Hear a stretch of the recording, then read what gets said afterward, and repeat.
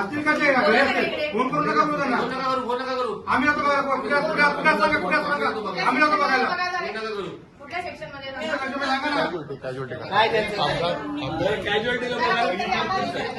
माहिती आहे ते डॉक्टर संदर्भात आपल्याला सांगा. सदरचे जे वैद्यकीय अधिकारी आहेत ते आउटसोर्स एजन्सीद्वारे महापालिकेनं उपलब्ध करून घेतलेले असून संबंधित डॉक्टरांना कारणे दाखवा नोटीस बजावण्याबाबत वैद्यकीय आरोग्य अधिकारी यांना सूचना केलेल्या आहेत.